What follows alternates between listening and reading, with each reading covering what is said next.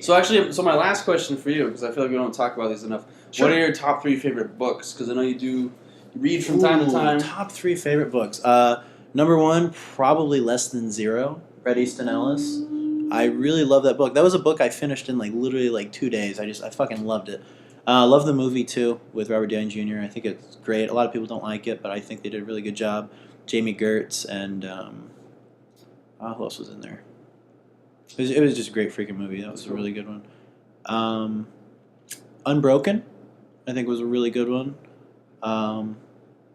Laura Hillenbrand, I think, wrote that. And they adapted it into a movie that Angelina Jolie directed. Oh, right. But the book is so gritty, man. I think everyone should read Unbroken. That was one of the best books I've ever read in my life. Just intense. And talk about one of those stories that's like The Revenant, never giving up. Holy shit. That's cool. This is a guy, to fill you in a little bit on it, Louis Zamperini, he was an Olympian, an Olympic runner, and incredible guy, had so much going for him. And then he ends up going into the military, and I don't want to tell you too much, but his plane goes down, and he's adrift at sea for a fucking month, and they're fighting off sharks, and the guys are dying, and they have no food. And then he finally looks like he's saved, and he washes up on shore, and he washes up onto Japanese territory, and they take him as a prisoner, and he's just punished and tortured, and it's so intense, and it's just a great story about never giving up in the human spirit, and just really brutal shit that went down in World War II, man. Yeah. But really fantastic. Yeah. He passed away a couple years ago, but I heard he lived long enough to see the Unbroken movie, which was pretty cool. Yeah, that was cool. But yeah, and then I would say probably American Psycho. Oh yeah, I love Bret Easton Ellis. That's cool. Yeah, I think he's awesome. I like his podcast. He's another character that he's not afraid to say what's on his mind. Bret Easton Ellis, and I think that's really awesome. I saw a video on YouTube recently, and he's one of those guys who just has his own opinion and he sticks with it. And he, I think that came about because he wrote about such intense stuff with American Psycho and Less Than Zero. And I think American Psycho got banned in a bunch of places, and so he had to take a lot of criticism. So I think now it rolls off him, like nothing. It's he can say whatever he wants, and he's almost like Howard Stern level. I feel like of not giving a fuck because he had to take so much shit and stand up for his work when he was starting out. I think now he's like a pro at it, and he's like I'll say whatever I want because he has a fan base, and people just come to expect that from him now because he's so raw and unfiltered, and I think that's why people love him. That's cool. Yeah, Bret Easton Ellis is one of my favorites, man. A great freaking author. That's interesting. You guys should check out his podcast too. He has a pretty solid podcast as well. That's cool. Yeah, I didn't know that. That's interesting. Yeah. What about you, man? 3 books. I don't know. 3 is I don't read enough. I think it's hard to read in our world because it moves so quickly. I agree. And it even sitting down and dedicating an hour to reading can be tough because there's so many little things here and there. The dyslexia makes it tough. Yeah, that too. But no, I'm a big fan of Hemingway. I think I'm just gonna say because you can get this pretty easily. I think it's just called Kilimanjaro and Other Stories because it's all of his short stories packed into one book. And I do think his short stories are his most powerful thing. I mean, everything he's written is incredible, but he definitely has a knack for just getting a very powerful and sometimes understated message across within 12,000 words or whatever, and working off of that. Blood Meridian by Cormac McCarthy. I need to read that. Yeah, that one was really good. Really, really, really good. Really sad. Sad as hell. It's just about sort of a sociopath, psychotic drifter in the Old West. It takes place in the Old West? It takes place in the Old West. It's just really just him trying to survive. And I like it because in movies and in a lot of books as well, the Old West is very romanticized as this place that you want to be in, and it represents freedom and heroism.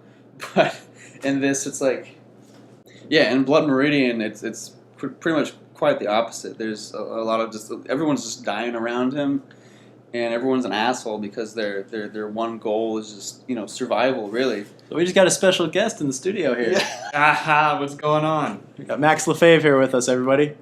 How's it going, everyone? I gather that you're talking about movies. Yeah, we're talking about We're talking about books right now, actually. books. Oh, okay. So yeah, he's. I just did my top 3, and he's talking about his top 3 books. Very cool. Mine was Less Than Zero, Unbroken, and American Psycho.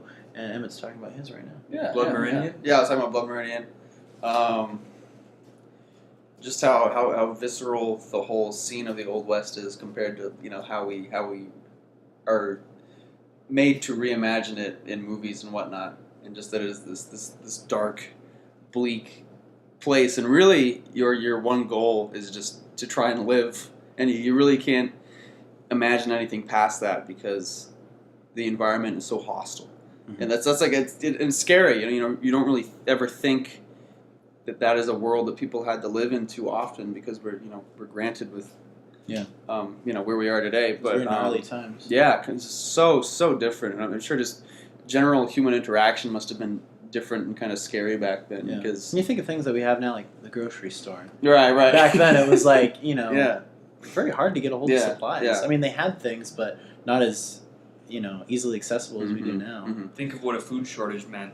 The one thing that people always say is that, and it's on the surface it seems like a good idea. One thing that people always say is, it'd be nice if we didn't overproduce all this extra food. It's like we're wasting food, all the time. We have more than we need to eat. But if you think about it, if we produce just enough to eat, which is what they did back then, one food shortage or one truck spilling over onto the freeway would literally mean like people had to go hungry that night. Yeah. And so we're sort of like living in this opulent era where like we just always assume that grocery stores are going to be stocked because of course they are. That's true. So and death was such a more normal part of just your daily routine. Lifespans are so much shorter. Yeah. Disease and just unsanitary conditions. Yeah. And like the characters in the novel don't seem to mind each other's presence. They kind of they accept it. They like having other people there when it happens, but if someone dies, it's just sort of like run of the mill. Like, all right, let's move on. It's just really not like tragic in any way. It's just like, all right, Yeah. they're dead. That's So it's like, yeah. We knew that was going to happen at some It's a reality. point. Yeah. And I'm sure that weighs on their souls for themselves. Morality is ever present, and it's another thing that we don't really ever have to think about. It's like women would die in childbirth. Right, And stuff like that. It was just kind of a reality. It was like, wow. Things are difficult. And it happens so much that you really don't have the energy to mourn, which is like it's like that in itself is like holy shit. It's like you could cry or you could save those tears and drink them because right. That's a good way to put it. Yeah, because you got to keep plugging along. Yeah, man. honestly, yeah. You're next. It's like, yeah, so I think it's important to read things that are that tragic and that heavy. Yeah. It makes you realize, makes you be grateful for where you are. Definitely, definitely it puts healthy puts you in perspective. Yeah. What's your third one? Probably I don't know. I need to read more. I haven't read anything in a while, but I don't know. I really did like a Picture of Dorian Gray. What's that about? Because that's about a self-portrait someone has, and it's cursed, and as long as the portrait is intact, the morality sort of gets the individual's morality sort of gets projected on the painting. So the painting like decays, and his self within the portrait becomes like old and gross looking, almost like a cadaver. But the actual person lives forever. And I haven't read it in a while, but I read it in high school. It's really cool. It's a really neat tale. And Oscar Wilde wrote it. He didn't. I think that was his only. Might have been his only actual like full length novel. He mainly did like Oscar Mayer. Oscar, yeah, right. But this the amount of every page is packed full of like good information. Whenever I read like an English author, I get really bored. They're very like long-winded and talk about the scenery a lot, which like can be nice to a degree. But It was a little too dry for yeah, you. yeah. And Dorian Gray, like the dialogue is always very witty and it's always very like quick moving, and every page has a lot to offer. That's And awesome. I appreciate that. That's what I appreciate about Hemingway and McCarthy as well, but in a different way. They don't overwrite, but they also take their time. I like that So, brevity. I like the brevity. Yeah, yeah. I don't like to just sit there and read about the trees for an hour.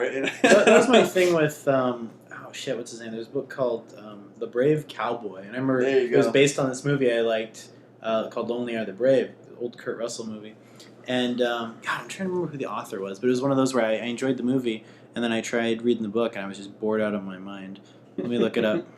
He's one of those. I remember reading like the Scarlet Letter and Tess of or D'Urbervilles or whatever in high school. I had to read hated those. Those books sucked. Hated those. Yeah.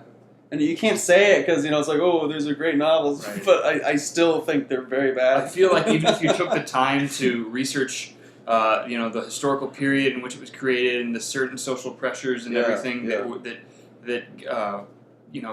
got to make it, like I think you still would think it would suck. Like I really don't think that's unfair. Yeah, Edward Abbey was the author's name, and The Brave Cowboy was the book. And the movie was great. Lonely Are the Brave. That's a really good movie about the end of the Old West and like technology and everything coming in and like literally like killing the last cowboy. That's great, basically. that's great. You would be excited working off that. The new, I know you're a big fan of Red Dead Redemption. Yeah, Red Dead Redemption 2 is coming out soon, and it's about exactly that. that's amazing. Yeah, so I love it. Yeah, I think Red Dead Revolver and Redemption are that's the best. cool. That's cool. Yeah, I love I'm excited for that one. Yeah, I love Looks Rockstar great. games. Looks great. What about you, man? Well, yeah, Max, you're what are your most well-read out of all of us. what are by your far. top books? So now it's going to be embarrassing because I don't like the last time I read a full fiction book was maybe 5 years ago. Well, that's fine. It can be anything. Could be anything, man. I really liked a book called Suite Française, which was it was a book based in Vichy, France, so Nazi-occupied France, and it was historical fiction because I love history, and so I love this book. And I forget the name of the author, some French woman. I think she was probably a French Jew who survived, the occupation over there. And what I remember of it was sort of a rags to riches for some people, but a riches to rags story for others. So, Suite Française, and Française is spelled some fucked up French way that I can't. I was gonna look at the author. Yeah, but it's about how everyone had these very stratified different social classes and ways of life that they were used to. Irene Nemirovsky, there you go. So that sounds like probably a Russian or French Jewish name, and I think she was a Jew in France at that time.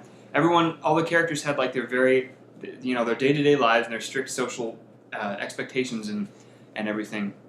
And then the Nazis come in and turn everything upside down, and so these aristocrats who are really used to having it nice have to sort of scrounge and save, and I think they're the first ones to die or something. It just shows how these different types of people deal with Nazi-occupied France, and some peasants who were tougher and kind of had a shitty life during regular French rule managed to survive better than some of the more pampered rich folks who couldn't survive the sort of new military government. Yeah. It was very. I remember it being really beautiful, and the reason it's called Suite Française is because she's. I think she had a background in music, and she tried to structure it like some piece of music, like a symphony or something. Interesting. And I knew more about it's been years again since I've read it, but I knew more about it back then. But the structure was kind of apparent. I could see what she was doing a little bit musically, interesting. so to speak. It's kind of interesting overlapping those things. Mm-hmm. And I also loved. I'll just do two because there's two. I can't really think of a third. I loved The Clockwork Orange. I read A Clockwork Orange when I was very young, and Anthony Burgess's novel.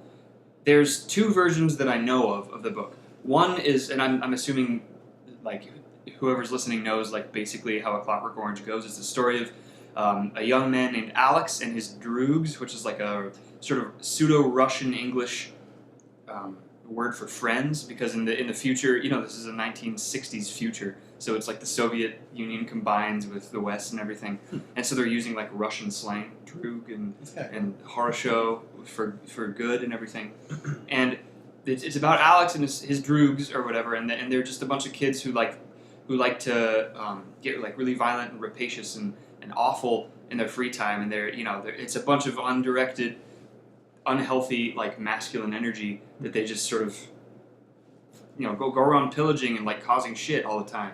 Awesome. But Alex specifically, he's you sort of see a good manifestation of that energy in his like really passionate love for Beethoven. He talks about Beethoven a lot, and he calls him like my beloved Ludwig or something. And there's a great scene. Yeah, your beloved Ludwig.